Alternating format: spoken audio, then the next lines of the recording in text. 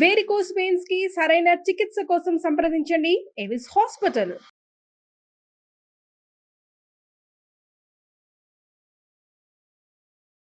నమస్తే రమగారు. నమస్తే రమగారు, స్నానం చేయకుండా ఎలాంటి పనులు చేయకూడదు? చాలా చేయకూడదు. చాలా ఉన్నాయా? ఓకే. చాలా చేయకూడదు అంటే ఏమేం చేయకూడదు చూద్దాం. సినిమాటిక్గా కొన్ని వ్యవహారాలు నడుస్తుంటాయి జయ. ఊళ్ళల్లో ఓ రకం చాలా పనులు అయ్యాక కానీ ఊళ్ళో కొన్ని కొన్ని కొన్ని కమ్యూనిటీస్లో స్నానాలు చేయరు. వంట కూడా అయిపోతుంది, తర్వాత స్నానం చేస్తారు. కొన్ని చోట్ల తెల్లవారుగానే స్నానం చేస్తారు. తెల్లారగానే స్నానం చేసేస్తే వాకిళ్ళు ఉడ్చుకోవాలా, ఇల్లు ఉడ్చుకోవాలా, స్నానం చేశాక ఇల్లు ఉడవటము, బట్టలు ఉతకటము అవన్నీ చేయాలంటే ఒక చికాగ్గా ఉంటుంది కదా. పొద్దుటి పూట కొన్ని ప్రత్యేకమైన పనులు, వాకిలి ఉడిచి ముగ్గేసుకోవటం, వాకిలి ఉడిచి ముగ్గి నీళ్లు చల్లటం, లేదా వాకిలి వరండా కడుక్కోవటం. పని మనిషి చేస్తుంది అనుకో బాధే లేదు, పనమ్మ వేస్తుంది, ఎప్పుడో చేసేస్తుంది, ఓకే. లేకపోతే మనమే చేసుకోవాలంటే వాకిలి ఉడిచి ముగ్గేసుకోవాలి, నిద్ర లేవగానే బ్రష్ చేసుకోవాలి. ఈ బ్రష్కి ముందా వెనక అనేది మీ చాయిస్. వాకిలి కడుక్కోవటం దానికి బ్రష్ తోటి సంబంధం ఏం లేదు. పాచిమొహంతో వాకిళ్ళు ఊడ్చుకుంటారు సాధారణంగా, అదేదో అయిపోతుంది. తర్వాత స్టవ్ దగ్గరికి వెళ్ళాలంటే స్నానం చేసే వెళ్ళాలి. పాలు కాఫీ డికాక్షన్ పెట్టుకోవడానికి కూడా స్నానం చేయాల్సిందే. స్నానం చేయకుండా స్టవ్ ముట్టుకోకూడదు అనే సిద్ధాంతం ఉన్న కుటుంబాలు కొన్ని ఉంటాయి. నాకు ఆ సిద్ధాంతం లేదు. మా ఇంట్లో మడికి పొయ్యి వేరు, మామూలు వంటకి మామూలు పాలకి కాఫీలకి స్టవ్ వేరుగా ఉండేది. అది ఇది ఒకటి కాదు. మా చిన్నప్పుడు చాలా సంవత్సరాలు అలాగే ఉంది. పైగా మడి వంట చేసుకునేటప్పుడు పొద్దుటి స్టవ్ కడుక్కుని స్నానం చేసి స్టవ్ కడుక్కున్నాకే స్నానానికి వెళ్ళి అప్పుడు వంట, కడిగిన పొయ్యి మీదే వంట. ఇప్పుడు నేను కూడా అంతే చేస్తా. స్టవ్ వంటకు ముందు స్టవ్ తుడుచుకోవటం నాకు అలవాటు. ఇప్పుడు ఇలా సిద్ధాంతంగా చెప్పలేకపోతాం. వాళ్ళ ఉద్యోగాలు, వాళ్ళ అవసరాలు, పిల్లల స్కూళ్ళు, మగవాళ్ళ ఆఫీసులు, వీళ్ళ సొంత ఆఫీసులు, వాళ్ళ ఇంట్లో ఉన్న పెద్దవాళ్ళు, ఇంట్లో ఏదైనా దేవతార్చన ఉంటే అక్కడికి వంట అందించటము, అన్నం వండేసి పొద్దున్నే దేవతార్చనకి ఇవ్వటము, ఈ బోల్డ్ వ్యవహారాలు ఉంటాయి కదా, దాన్ని బట్టి చేసుకుంటారు. స్నానం చేయకుండా దేవతార్చన చేయకూడదు, దీపారాధనలు చేయకూడదు, దేవాలయానికి వెళ్ళకూడదు, ఇతరుల ఇంటికి వెళ్ళేటప్పుడు స్నానం చేయకుండా వేరే వాళ్ళ ఇంటికి వెళ్ళకూడదు. మనం పక్కింటికి కాఫీ పొడప్పుకి అయితే పర్వాలేదు, ఓకే. కాఫీ పొడప్పు అయితే, కాకపోతే పొద్దునే వాళ్ళు ఎవరైనా పిలిచారు, వాళ్ళు స్నానం వచ్చాక చేద్దామని వెళ్ళకూడదు. వాళ్ళ ఇళ్ళ నుంచి వచ్చి స్నానాలు చేయకూడదు, అది తప్పు. ముచ్చట్లకి అట్లా వెళ్ళకూడదు అంటారా? ముచ్చట్లకైనా, ఏదైనా తాంబూలం తీసుకోవడానికైనా, ఎవరైనా గబుక్కొని మనకు అవసరం వచ్చింది ఏదో తెచ్చుకోవటానికైనా, ఒట్టి కాఫీ పొడి గురించి కాదు, కాస్త పెద్ద వ్యవహారాలు. ఎండెక్కాక స్నానం కాకుండా కొంచెం పొద్దెక్కక ముందే స్నానం చేయటం మంచిది. ఎవరైనా కూడా ఆరోగ్యం. బయటికి పనుల మీద వెళ్ళే వాళ్ళు స్నానం చేసి వెళ్ళాలి ఖచ్చితంగా. స్నానం చేసి దేవతార్చనో లేకపోతే ఒట్టిగా దేవుడికి ఒక నమస్కారమో చేసుకోవాలంటే స్నానం చేసి వెళ్ళాలి. ఎప్పుడు కూడా ఇంట్లో నుంచి బయటికి వెళ్ళేటప్పుడు, సాధారణంగా బయటికి వెళ్ళటానికి కాదు, పని మీద వెళ్ళే వాళ్ళు స్నాన నియమం ఉంచుకోండి. ఒకవేళ మీకు అలాంటి నియమం లేనట్టయితే దీన్ని యాడ్ చేసుకుని చూడండి, మంచి పాజిటివ్ రిజల్ట్ కనపడుతుంది. రాత్రికి స్నానం చేస్తాం అంటారు, రాత్రిపూట స్నానం చేసి పడుకుంటారా?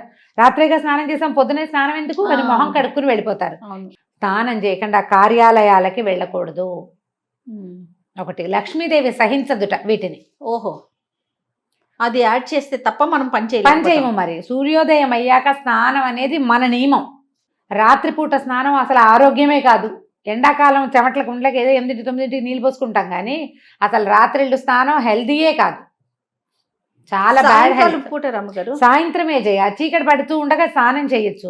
రాత్రిళ్ళు పడుకునే ముందు అన్నాలు తినేసి పడుకునే ముందు చెమట పోస్తుందని ఓ బకెట్ నీళ్ళు పోసుకుని పడుకుంటారు చూడు, వీళ్ళకి వాతపు బాధలు అధికంగా ఉంటాయి. ఆయుర్వేద వైద్యులు వద్దని చెప్తారు. రాత్రిపూట స్నానం చేయకూడదు. గర్భవతులు చేయకూడదు, బయట పీరియడ్స్లో ఉన్న వాళ్ళు చేయకూడదు.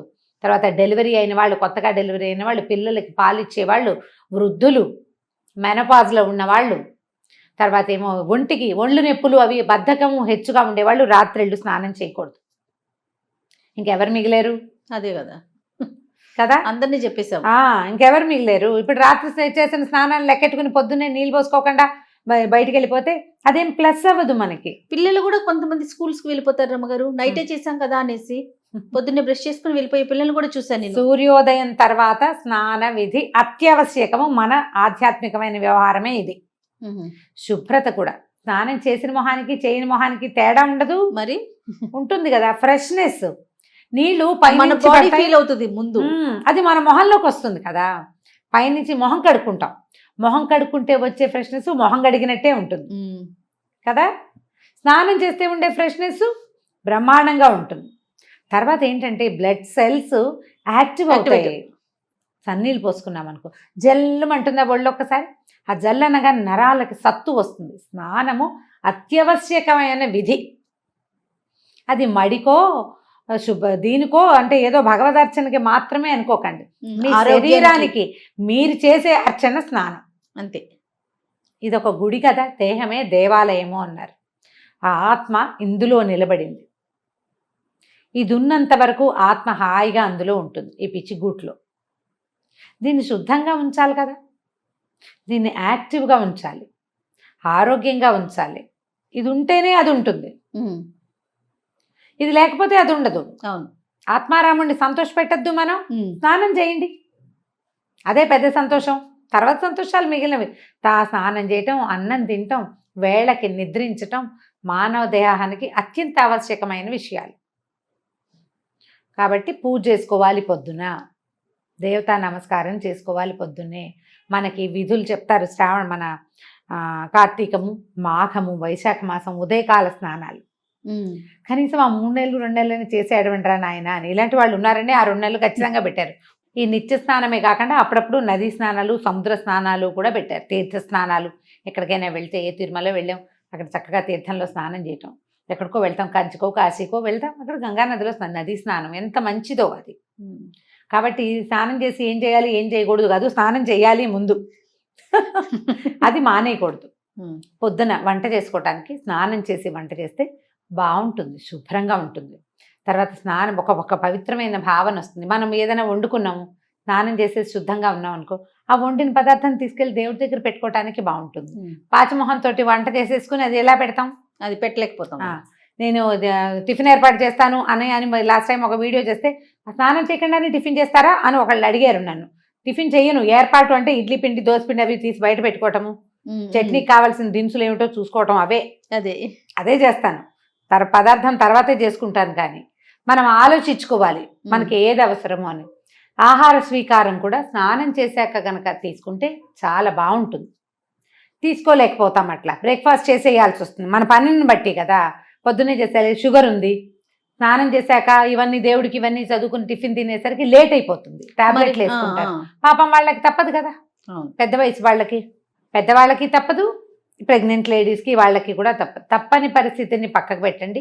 నార్మల్గా అయితే తొందరగా స్నానం చేసేసి బ్రేక్ఫాస్ట్ చేయటం, తయారు చేసుకోవటము, తింటము కూడా రెండును.